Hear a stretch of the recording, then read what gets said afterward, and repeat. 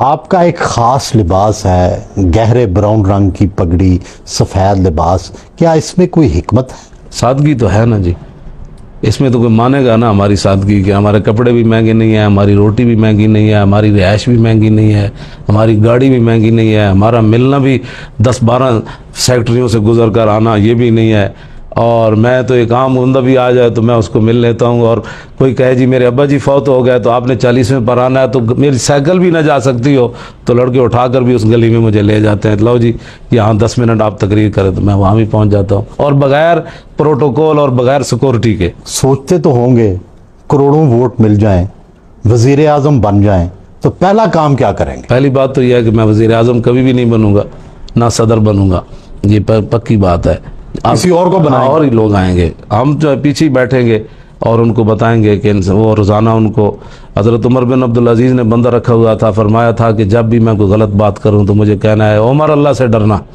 तो हम ऐसे लोग पीछे बैठेंगे और जब भी हमारे बंदे गलत बात करेंगे तो हम उनको कहेंगे अल्लाह से डरो। अगर खुद वजीर आजम नहीं बनना तो क्या कोई वजीर आजम ढूंढ लिया? इंशाअल्लाह बड़े हमारे पास लोग मौजूद हैं, यकीन जाने, और बड़े अल्लाह वाले मौजूद हैं और पढ़े लिखे लोग मौजूद हैं। ये तो आप खुद क्यों नहीं? आप माशाल्लाह, आपकी भी नहीं, हमारा मेरा काम ही नहीं है ना ये।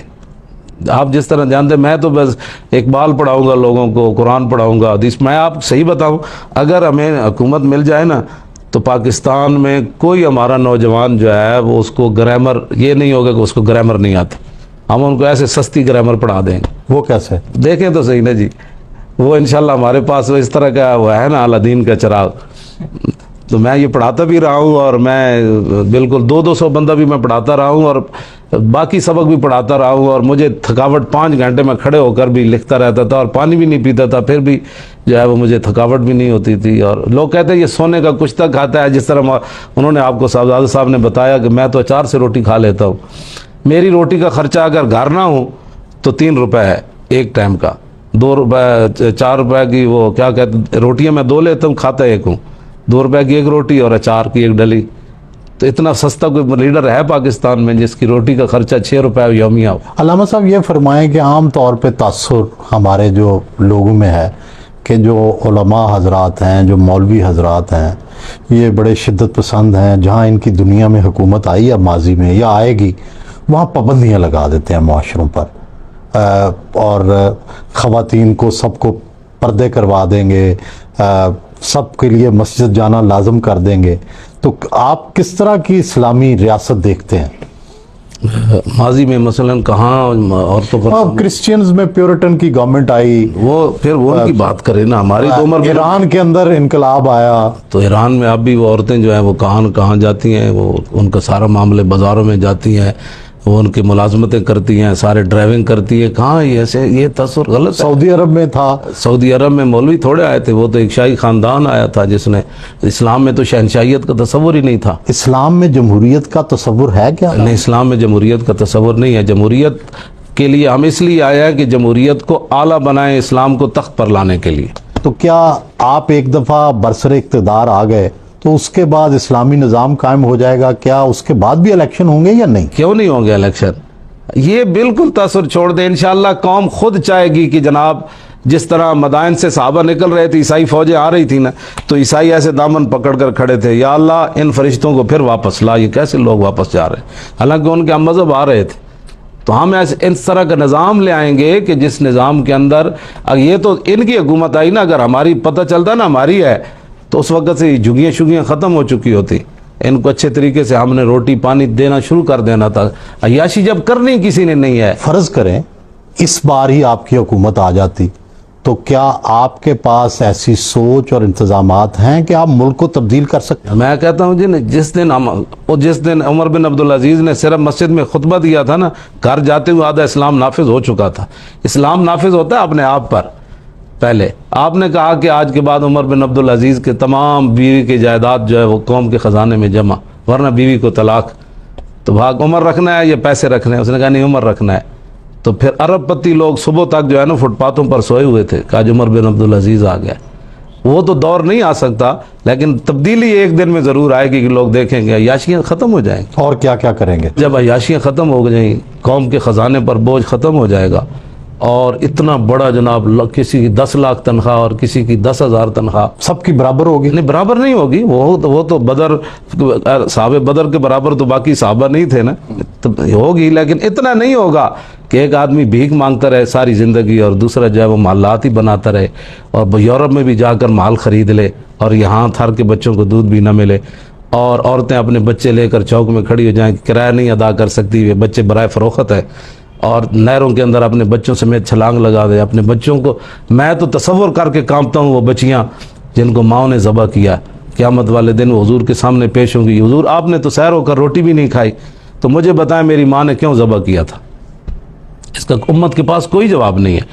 जो 20-20, 40-40 हज़ार की रोटियाँ खाते हैं पीसी में, और उनको ये भी नहीं पता कि ये झुग्गी वाले, इनको भी तो आखिर हक बनता है, साफ़ पानी इनको नहीं ज़रूरत, हमें जरासीम लगते हैं तो इनको नहीं लगते।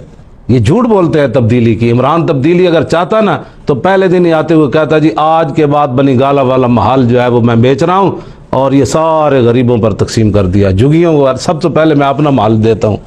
तो क्या है, क्या तब्दीली, स्वाद तब्दीली इसने लानी है, इसने कुछ भी नहीं करना। इसने मजीद जो है वह अयाश लोग और करीब करने हैं और अयाशों को और आगे बढ़ाना है। मैं आपको सच्ची बात बता रहा हूँ, जहांगीर तरीन का जहाज़ फिर रहा है बंदे खरीदने के लिए। जब आपने पहले दिन से ये काम शुरू कर दिया, क्या आपने तब्दीली लाई है?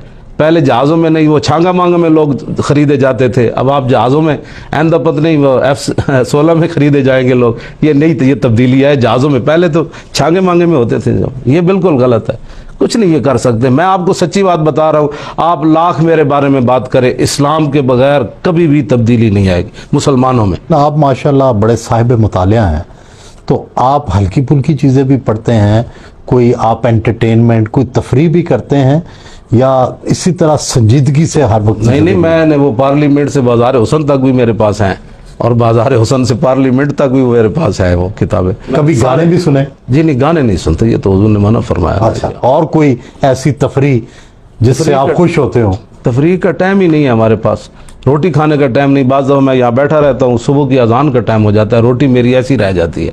अब मैं लोगों को कैसे कहूँ कि उठ जाओ? कोई कहता है जी मैं लइये से आया हूँ, कोई कहता है मैं पिंडी से आया हूँ।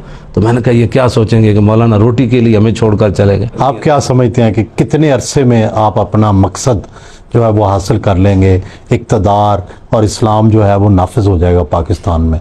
क्योंकि उलमा और जो मजहबी जमातें हैं कभी कामयाब नहीं हुई बहुत ज़्यादा। क्यों नहीं कामयाब हुई? ये सवाल तो आप इनसे करें ना, क्यों नहीं काम तो हुए कि नहीं हुए? बंद दिल ते हाथ रखो, सच सच दसो। नहीं, आपने 22 लाख वोट तो लिया है ना, फिर ये बात तो है ना जी। पहली बार और 1.5 महीने में जी हमारी वो कैंपेन तो 1.5 महीने चली है। कितना हदफ है आपका? हमारा हदफ तो यही है कि हुजूर के सारे गुलाम पाकिस्तान जिन मकासद के लिए बना है उस मकसद पर आ जाए। कितने अरसे में हो जाएगा? इस दफ़ा काफ़ी करीब हम पहुंच गए थे, अगर डाका न पड़ता तो। मैं आपको सच्ची बात बताऊं, जुलूस की शक्ल में लोग वोट डालने आए, जुलूस की शक्ल में, कि खुदा तो आप समझते हैं अगले इलेक्शन तक आप एक बड़ी कौमी पार्टी बन जाएंगे? समझते नहीं हैं, बस उम्मीद है अल्लाह रसूल को। मैं तवक्कल अल्लाह फहुव हस्बुह, भरोसा तो अल्लाह ही पर है, जिसने पहले भी हमारे जो है वो सारे करम फरमाए, तो उसी पर भरोसा है। अगर हमारी नीयतें सही रहीं और हमारे वो जब दरियाए दजला में घोड़े डालने लगे ना हज़रत साद और सलमान फ़ारसी, तो हज़रत साद ने तारीख़ी जुमला फरमाया था कि अगर हमारे गुनाह नेकियों से कम हुए, नेकियां ज़्यादा हुई, तो घोड़े हमारे किनारे लग जाएंगे। हालांकि वो तो बड़े लोग थे।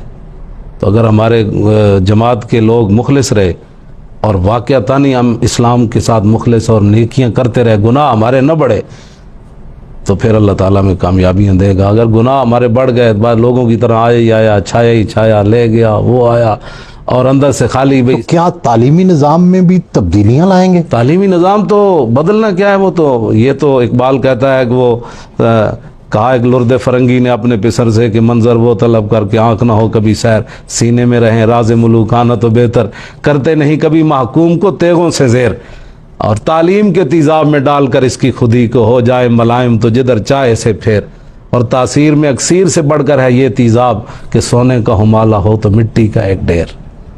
तो तालीम तो इकबाल भी कह गया कि ये हमें पढ़ाई जा रही है ना, सोने का मुसलमान हुमाला होना, वो तालीम पढ़ने के बाद खुद बैठ कर कहता है आहो मेरे ख्याल में इस्लाम का ये मसला जो है ना ये ऐसे होना चाहिए था।